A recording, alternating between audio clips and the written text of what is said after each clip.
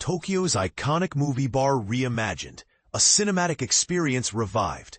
The world of cinema has a special place for hotel bars, where chance meetings and intimate conversations often unfold. But there's one bar that stands out for movie enthusiasts, especially fans of Sofia Coppola's Lost in Translation, the New York bar at the Park Hyatt Tokyo. This bar, a real-life setting, has become a pilgrimage site for those captivated by the film's unique connection between two strangers in a foreign land. Situated on the 52nd floor of the Shinjuku Park Tower, designed by the renowned Kenzo Tange, the bar offers a breathtaking 360-degree view of Tokyo's skyline. The ambiance is a perfect blend of jazz melodies, soft lighting, and polished wood, creating a timeless atmosphere that draws in fans of the cult classic. After a 17-month hiatus for renovations, the Park Hyatt Tokyo is set to reopen on December 9, 2025, with the New York Grill Bar reclaiming its status as the hotel's centerpiece. The iconic bar, along with the Japanese restaurant Kozue, the club on the Park Fitness Center and Spa, and the library, remains true to its essence while embracing a refreshed look. But here's where it gets exciting for movie buffs.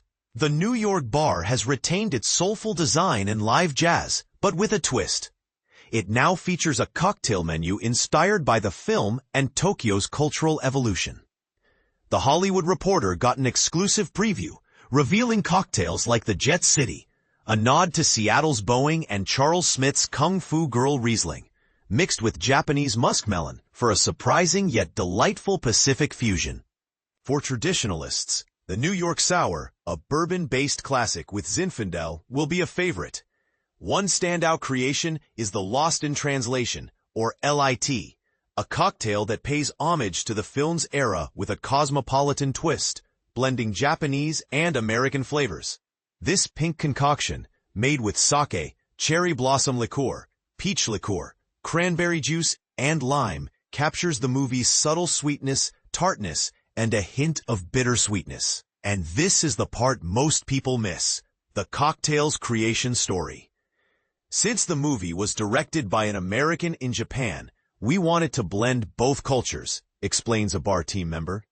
Inspired by the cherry blossom decor in the heroine's room, we added cherry liqueur for fragrance, peach for color and taste, and cranberry juice, an iconic American fruit, to create a scent that represents the film's characters. The Park Hyatt Tokyo, recently celebrating its 30th anniversary, has undergone a significant transformation, including its guest rooms, suites, and the Peak Lounge Bar on the 41st floor.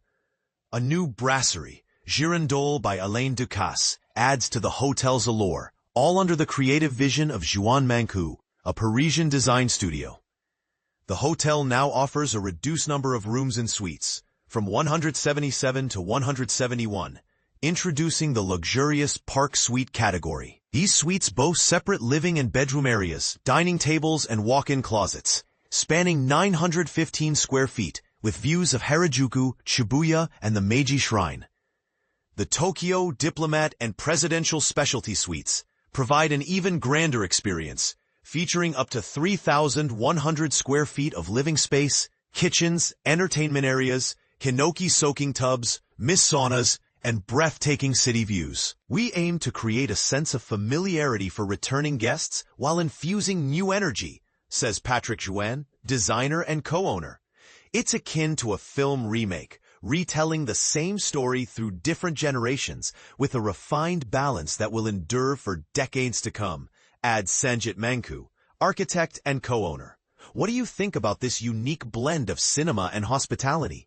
Do you believe that such iconic film locations should be preserved as they are? Or is a fresh interpretation, like this bar's Makeover, a welcome change?